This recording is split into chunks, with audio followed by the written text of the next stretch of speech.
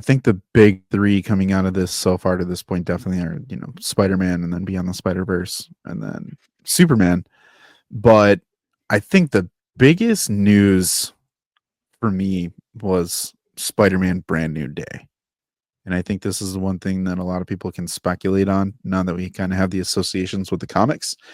And I was curious of what you guys think of the name and how it kind of fits in with what we've been talking about on the heels of the chair reveal of no Spider-Man announcement. And then we know it's called Brand New Day.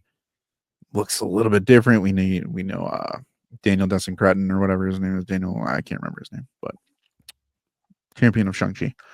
He's No, said Destin Daniel Cretton.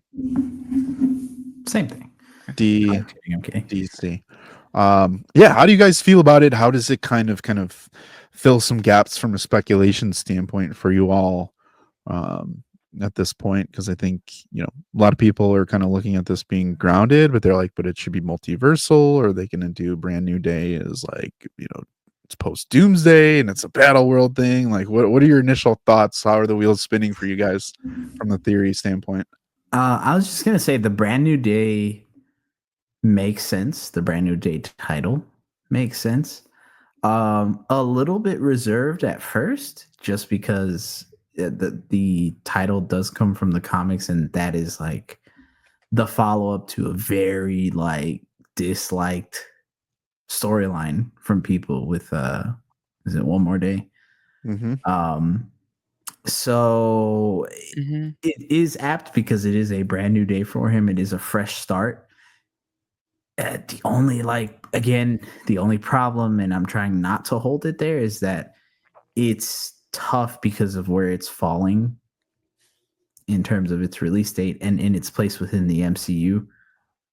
Like just 2-3 months after Doomsday, and just sandwiched in between Doomsday, Secret Wars. It's a weird one. Yeah. It makes me speculate a whole lot more about the movie, obviously, with the whole Doomsday setting, but it makes me feel like it's gonna be a prequel to Doomsday in a way.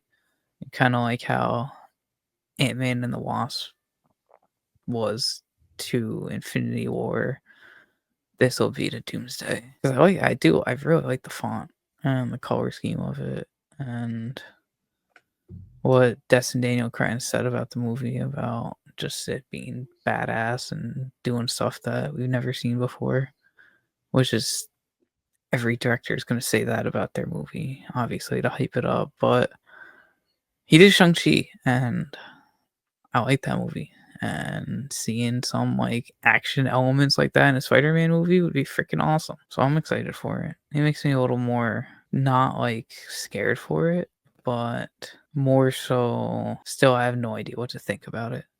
Yeah. I mean, for me, I think that, if they are going to lean more into Brand New Day, which I think it's stupid if you call it that and you don't pull elements from the comic run, personally.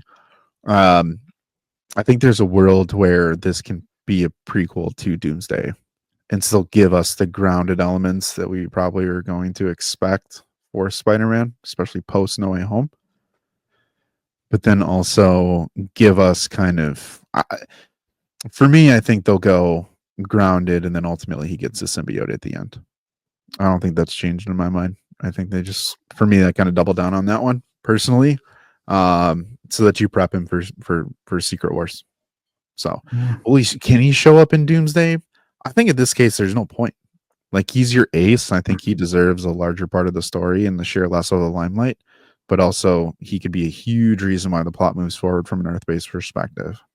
So, and that does lead, and I know they're just rumors, and I know we tend not to kind of, feed into those too much, but there have been a couple of like bigger names coming out and supporting the rumor that he is actually not going to appear in Doomsday. Which, like you're saying, if they're going to kind of go down the actual Brand New Day route and then focus on the story there, I could see them trying to tell Avengers through a different perspective and then get back into Spidey and make him more into Secret Wars instead of Doomsday. Yeah. It'll be better to ride that wave too. Imagine Brand New Day ending with Doom just saying to Peter somehow, "Hello, Peter," and then that's it. Just that would be crazy. Doc Ock resembles. Hello, Peter. Are you ready for a brand new day in a secret war? Bom, bom. Yeah. Yeah. But I've never read the Brand New Day comics, so I don't really know Yeah. much about it. I'm not too well versed in it. Yeah, Mr. Villain is Mr. Villain, Mr. Negative. Mr. Negative is kind of like the central villain of that whole storyline. I don't know because Ooh. again, this is just pure speculation, so it's just take it all with a very small grain of salt. But Chameleon was thrown out there, and then also the casting choices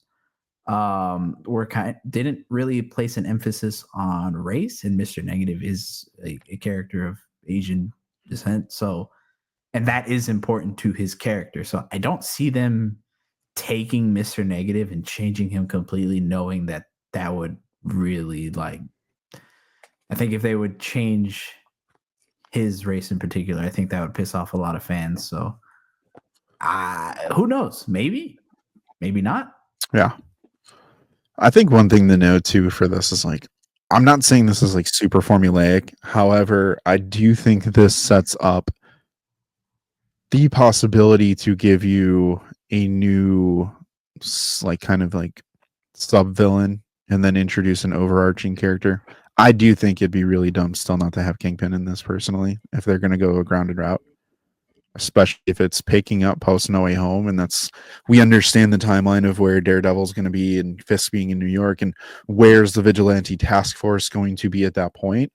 I think it'd be really cool to just kind of reinvent Spider-Man in this grounded way, but also give us a brand new villain. And I think we'll talk about this in Daredevil.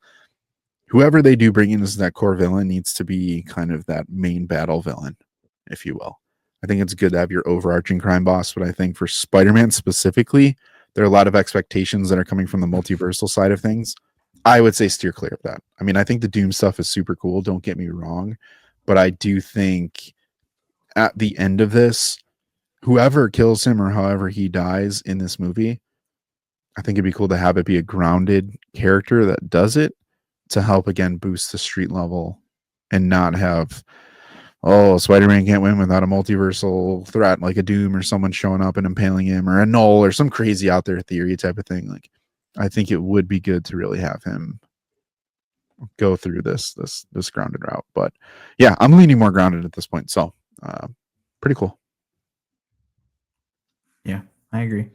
Thank you. This is going to be because we've always pretty much said more grounded. Yeah. I think we've all wanted more grounded too. So I think that's and I think that's most fans' hope is that they kind of go down that route because, like we've talked about before, that's kind of what No Way Home put into motion. So I think this is going to be one of those ones we're just going to have to follow along as we get more information because that'll be also next year. So not too long of a wait.